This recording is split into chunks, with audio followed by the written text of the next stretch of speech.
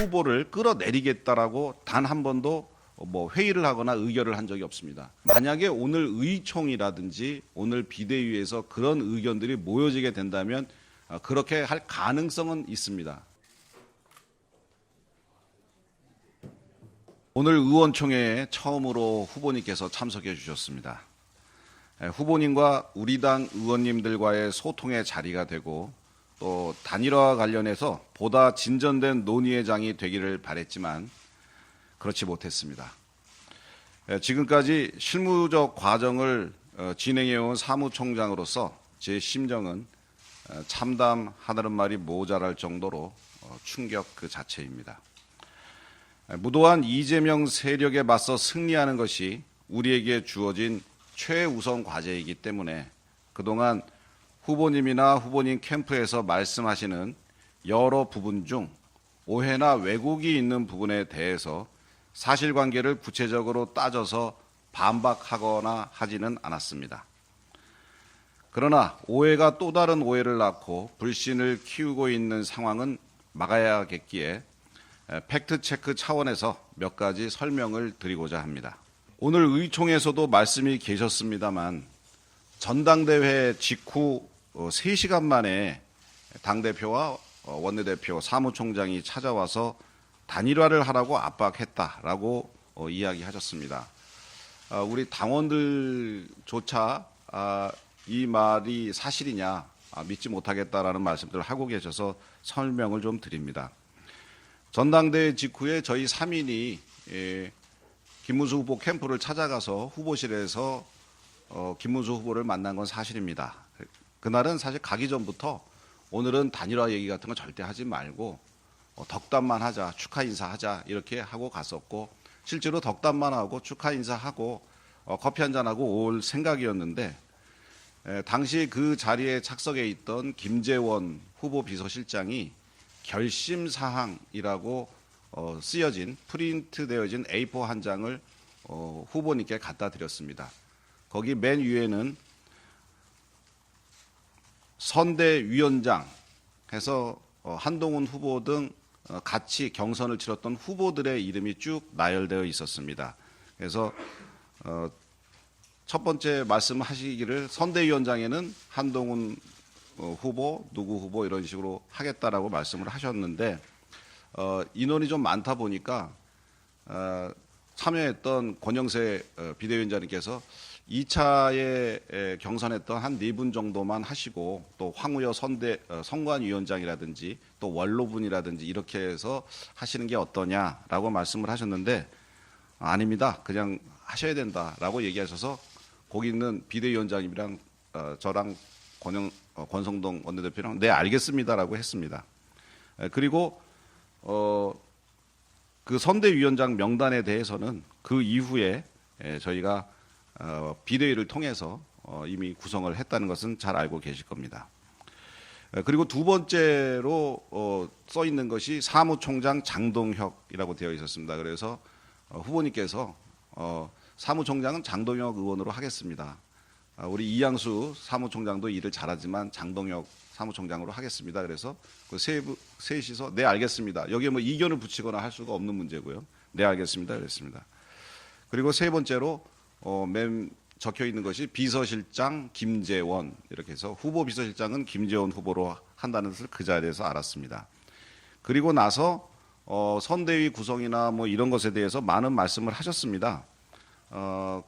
그런데 이제 그 중에 하나가 관훈 클럽 토론회에서 단일화되기 이전에는 선대위 구성 자체를 못하겠다고 저희가 그랬다고 하시고 이것은 사실 완전한 해당 행위이고 선거를 안 하겠다는 선거운동을 못하겠다는 것 이런 자체가 벌써 상당한 문제입니다라고 말씀을 하셨습니다. 사실 그 자리에서 쭉 선대위 구성에 대한 말씀을 하셔서 근데 선대위는 단일화를 좀 하시고 구성하시는 게 어떠시겠습니까? 라고 제가 물은 거는 사실이고요. 그거에 대해서 후보님께서 아닙니다. 지금 당장 해야 됩니다. 라고 얘기하셔서 네 알겠습니다. 그래서 그것도 못하겠다고 한 것이 아니고 후보님께서 그렇게 하라고 그래서 하겠다고 했습니다. 그리고 비대위 열어서 선대위 구성을 했고요. 그리고 사무총장을 또 교체하려고 했는데 교체가 안 되었다라고 말씀을 하셨습니다. 사실 사무총장 교체를 5월 3일 저녁에 같이 있을 때 후보님께서 말씀하셔서 저는 돌아와서 바로 사무실 총장실의 집기 제 소지품들을 정리를 해서 모든 물건들을 다 뺐고요. 그리고 다음날 아침 9시 반에 우리 당의 실국장 회의를 소집을 했습니다. 바로 이 자리에서. 그래서 아침 9시 반에 실국장들에게 앞으로 장동혁 사무총장이 오니까 잘 손발 맞춰서 선거 잘 치르기 바란다 하고 저는 이제 사무총장직을 그만뒀고, 그런데 장동혁 사무총장이 와서 일을 하는 줄 알았는데 그 다음 날 비대위원장께서 저한테 전화를 하셔서 장동혁 사무총장이 못하겠다고, 사무총장을 좀 맡기 어렵다고 하니 당분간 좀 와서 사무총장을 좀 맡아줬으면 좋겠다. 사무처는 계속 돌아가야 되기 때문에 비워둘 수가 없다 해서 네 알겠습니다 하고 임시적으로 제가 와 있는 것으로 생각하고 지금까지 근무를 하고 있습니다. 그래서 사무총장을 당에서 교체를 거부했다는 말씀도 사실은 아닙니다. 그리고 후보실도 마련해주지 않았다는 것이 기사화가 된 바가 있습니다. 사실은 후보실은 총무국장한테 제가 지시를 해서 후보실을 후보님이 쓸 수 있도록 깨끗하게 정리를 해놓고 여성 당직자 2인을 배치해서 손님들 오면 응대할 수 있도록 해주고, 그리고 후보실에서 근무할 수 있는 직원들을 후보님 측에 여쭤서 누구누구를 원하느냐 하면 그대로 좀 인사를 내주는 게 좋겠다라는 얘기를 사실은 제가 그만두기 전에 이미 지시를 했습니다. 그런데 그 후보실도 마련해주지 않았다는 이야기를 후보 측에서 했다는, 후보님 측에서 했다는 이야기를 듣고 확인을 해보니 장동혁 의원에게 아마 그 명단을 줬는데 장동혁 의원이 사무총장에 앉지를 않으면서 인사 발령이 이루어지지 않은 것 같았습니다. 그래서 그 보도 이후에 즉시 후보실은 이미 열려이 개방되어 있고, 그다음에 새로이 그 후보실에서 일할 직원들 명단을 주시면 바로 조치하겠다라는 그런 얘기를 했는데 아직까지 인사에 대한 말씀은 안 하셨습니다. 그리고 전당대회 그리고 정국위 개최가 당원 당규를 개정해서 후보를 끌어내리려 하는 것이다라는 말씀을 했습니다. 관훈 토론회에서도 후보 교체 시나리오 누가 기획하고 누가 실행하는 건 다 보이고 있고요. 당 사무총장을 자기 하수인처럼 앉혀가지고 당 지도부의 실무 책임자 아닙니까? 이런 사람이 선관위원장 한 역사가 없습니다라고 이렇게 말씀을 하신 바가 있는데, 아직까지 지금 여러 가지 TV 토론회라든지 그다음에 오늘 지금 진행되고 있는 여론조사 이런 것들은 저희 당에서 마련한 자체 경선 로드맵입니다. 그 경선 로드맵이지 이것을 가지고 후보를 끌어내리겠다라고 단 한 번도 회의를 하거나 의결을 한 적이 없습니다. 만약에 오늘 의총이라든지 오늘 비대위에서 그런 의견들이 모여지게 된다면 그렇게 할 가능성은 있습니다. 하지만 지금까지 그렇지 않은데도 불구하고 이렇게 얘기하시는 것은 좀 사실과 다르다는 말씀드리고, 특히 당원 당규를 개정해서 후보를 끌어내리려 했다 하는 것은 전혀 사실이 아니라는 말씀을 드립니다. 당이 대선 후보에 대해서 지원을 계속 거부하고 있다. 지금은 제가 지방을 가도 국회의원들한테 거기 가지 마라, 후보와 동행을 하지 마라 이런 식으로 이야기를 하고 있다라고 후보께서 말씀을 하셨는데, 당 지도부는 의원님들을 비롯한 어느 누구에게도 어디 가지 마라, 동행을 하지 마라 이런 식의 얘기를 한 적이 없고 할 수도 없는 상황입니다. 특히 오늘 그 대구와 부산을 가신다 그래서 대구의 시당에서 500명을 당직자들을 모아서 후보님을 맞이할 준비까지 다 했는데 가지 않으셔서 취소됐고요. 그 이전에도 계속 그랬습니다. 어디를 가시든지 당원들과 당직자들이 가서 도울 수 있도록 했고, 의원들이 못 온 경우에는 여기에 의총이 있거나 아니면 본회의가 있어서 못 내려가신 것 때문에 그렇게 오해하실 수가 있는데, 근데 본회의장이나 국회 상황을 확인해 보시면 왜 못 왔는지는 금방 아실 수가 있기 때문에 그것은 오해에서 비롯된 것이다라는 말씀을 드립니다. 당에서 한덕수 후보에게 홍보 대행사를 알선해 주는 등 지원을 했다. 대선 준비를 한덕수 후보를 중심으로 했다라는 말씀도 하셨고, 또 한덕수 후보 일정도 다 짜줍니다라고 관훈 토론회에서도 얘기를 했습니다. 한덕수 후보 측과 지도부는 물론 당 사무처가 어떤 교류하는 게 없습니다. 유일하게 하는 것이 단일화를 한다고 해서 저희가 단일화하게 되면 홍보물을 만들어야 되는데 그것이 시간에 분명히 쫓기게 되어 있습니다. 그래서 그 시간에 쫓길까 봐 선전벽보에라든가 그다음에 선거 공보에 들어갈 사진은 저희가 필요하기 때문에 그 사진을 찍어야 된다. 그런데 다른 데다가 맡기면 퀄리티를 저희가 보장할 수 없어서 그 두 분에 대한 그 사진 촬영 그것만 스튜디오를 우리가 예약을 해줬고 그것만 가서 한 게 유일합니다. 그런데 그거조차도 5월 4일에 박수영 의원과 그리고 장동혁 의원께 저희 홍보국장이 다 보고를 드리고 진행을 했기 때문에 오해를 할 소지가 전혀 없었던 건데 그렇게 오해를 하게 되신 것 같습니다. 지금까지 그동안 뭐 다 설명이 됐는지는 모르겠습니다만 제가 이 말씀을 드리는 이유는 반박이나 뭐 이런 것을 하기 위해서가 아니고 그동안 사실 후보님께서 하신 말씀이나 뭐 그런 거에 대해서 뭐 오해다 아니다라고 반박하는 것이 사실은 좀 굉장히 어려운 일이었기 때문에 안 했었는데 이런 오해가 쌓여서 지금 그 섭섭해하시거나 그런 것이 어떤 그 단일화에 방해가 되는 그런 요소로 작용하는 거 아닌가 하는 생각에 자세히 설명을 해드리는 겁니다. 이런 것들은 다 오해이고 그 실제는 그런 게 아니다라는 것을 이해해 주셨으면 좋겠고, 이런 이야기들을 자꾸 주변에 그 후보님 주변에 계신 분들이 잘못 전달하시는 것 같아요. 그래서 이 보도를 보시면은 후보님께서도 이거를 직접 보도를 접하시면 사실이 아니구나라는 점을 이해해 주시고 이것은 좀 정확하게 좀 이해해 주십사 하는 그런 차원에서 말씀을 드립니다. 이상입니다. 질문 있으시면 제 질문 답변 드릴게요. 기억이 정확한지는 모르겠는데 후보가 요청한 걸 비대위에서 의결할 때까지 시간이 하루 이틀 좀 지연이 됐던 것 같거든요. 비대위에서 바로 5월 3일 이후에 의결을 안 하셨다는 부분에서는 후보가 문제를 좀 지적할 수 있잖아요.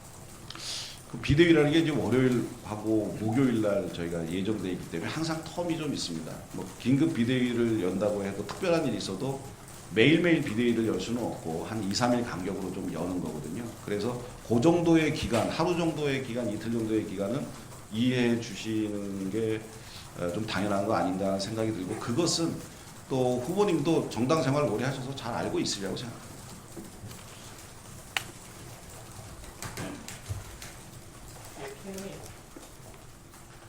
오늘 여론조사 결과는 공개하실지 또 공개하는 것이 선거법상 문제가 없는지 여쭤보겠습니다. 그 경선 때는 그런 여론조사들을 공개하지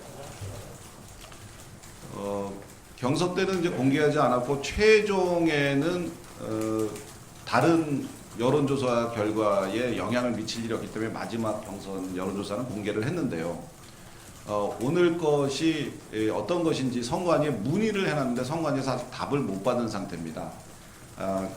그 어떤 언론에 그리고 대중에게 공개하는 것이 공직선거법상 가능한지 불가능한 것인지 그거에 대한 답변을 받으면 즉시 기자분들한테 드릴 거고요.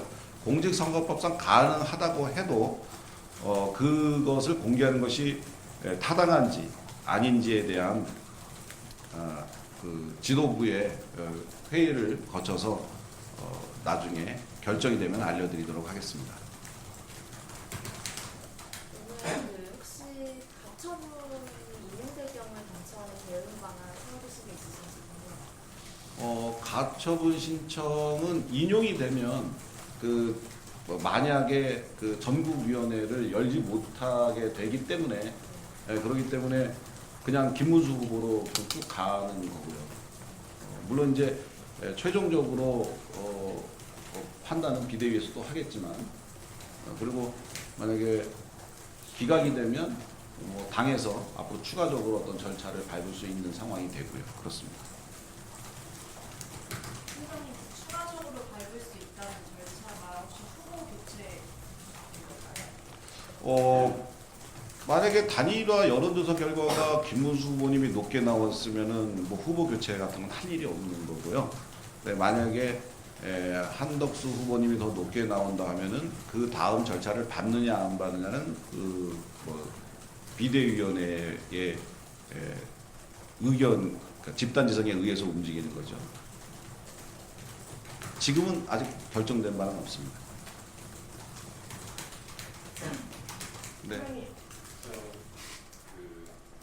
지금 김문수 후보 측에서 신청을 한 게 5일에 공고한 것과 7일에 공고한 전국위원회와 전당대회지 않습니까? 근데 그게 만약에 대체를 하지 말라고 법원이 실제로 판결을 한다 하더라도 그 추후에 당이 소집하는 전당대회는 그러면 그것도 대체할 수 있는 거 아니에요? 법원의 판단과 결과. 지금 뭐 전당대회와 정부위원회 다 가처분지성을 내놨기 때문에 뭐 그 한 건 한 건 따로 하는 게 아니고 종합적으로 심사를 합니다. 지금 내놓은 가처분에 대해서. 그래서 그 결과에 저희는 따르면 됩니다. 전국위가 내일 예정대로 열리게 되면 만약에 한덕수 후보가 1위가 됐을 상황을 가정해서 지명 처리하는 거 한 번, 그리고 최종 후보를 새로 지명하는 거 한 번, 2번 열리게 됩니다. 그거는 아직 일어나지 않은 일이기 때문에 가정에서 설명드린 것은 좀 적당하지 않은 것 같습니다. 당 일각에서는 끝내 단일화가 안 되면 당이 이제 후보를 내지 않는 방안까지 얘기가 나오고 있는 것 같아요. 이 부분도 지도부에서도 실제로 검토를 하십니까? 아직까지 검토된 바는 없고 그다음에 제가 말씀드릴 사안은 아닌 것 같습니다. 지금 어제 라디오에서 단일화를 해야 되는 이유로 당원의 87% 정도가 찬성을 한다. 근데 이제 그 응답률이 33% 정도밖에 안 되더라고요. 이제 응답률 자체가 낮은데 설득력이 있느냐 하는 생각이 좀 들고요. 한 가지 그 첫 번째 것부터 말씀드릴게요. 87%가 이제 높았는데 응답률이 한 33%라고 했는데 대단히 높은 수치입니다. 보통 선거를 막 그 8명의 후보가 또는 4명의 후보가 막 그 표를 얻겠다고 전국적으로 선거를 하고 투표 동료를 하고 그래도 50% 정도밖에 안 나오거든요. 그런데 이것은 어떤 사안에 대해서 해야 되냐 말아야 되냐인데 거기에 대해서 33%면은 대단히 높은 수치다라고 생각하고 보통 10% 이상만 돼도 당원의 10% 이상만 돼도 그것은 그 상당히 당 지도부가 중요하게 판단해야 될 만한 그런 사안입니다. 그리고 한 가지 더요. 그리고 이제 한덕수 후보께서 이제 11일까지 단일화가 안 되면 뭐 사실상 분명 세력을 덮겠다라고 했는데 이 말이 무슨 이제 김문수 후보 단일화가 이미 된 게 아닐까 그런 생각이 들어요. 그것은 뭐 한 후보 측의 그 발언이기 때문에 제가 언급하는 것은 바람직하지 않은 것 같습니다. 이 정도 하시죠? 하나만. 여론조사 보통 단일화 할 때는 양 당사자 간 이제 합의에서 보통 문항이나 횟수나 시기 같은 거를 조절해서 이제 가장 아니잖아요. 근데 이번 경우에는 시간 때문에 그럴 수 있지만 그 당이 주도해서 한 번으로 끝나는 건데 그걸 보고 만약에 후보 교체 하게 되면 나중에 정당성 논란이 있을 것 같은데 지도부 대응 방안이 있나요? 지금은 그 당이 마련한 로드맵이고요. 단일화 로드맵이고 그 단일화 로드맵은 후보들의 합의가 있었더라면 되게 좋았을 텐데 합의가 없었다면 당이 자체적으로 마련한 겁니다. 그래서 정당성을 확보를 하고 있고 여론조사 1회라고 해서 얘기를 하셨는데 샘플 수가 뭐 1000샘플, 2000샘플이 아니고 그보다 되게 많기 때문에 그것은 충분히 여론을 반영한 거고 그리고 당원에 대한 것, 국민에 대한 것을 별도로 하고 있기 때문에 충분히 여론과 당심을 반영하는 조사 자료라고 생각합니다만 질문 중에 그것을 나중에 어떤 자료로 사용하느냐 라고 물으셨는데 그건 아직 결정된 바가 아니기 때문에 참고해서 이해해 주시면 감사하겠습니다. 그 김문수 대통령 후보 지휘 윤당 가처분권 낸 걸 법원이 기각하면 무조건 단일화 수순으로 가는 건가요? 그 이제 김문수 후보 측에다가 좀 여쭤보셔야 되는데 현재 저희가 단일화로 가고 안 가고 결정은 오늘 여론조사 결과를 보고 의총을 한 이후에 비대위를 열어서 그걸 의결하느냐 안 하느냐에 달려 있고 뭐 여러 가지 가처분에 대한 인용이나 기각 이런 거는 그 어떤 사실이고 그것에 의해서 우리가 법적인 구속력이나 그런 것을 갖는다는 뜻이지 우리의 결정 사항하고는 상관이 없습니다. 이상입니다.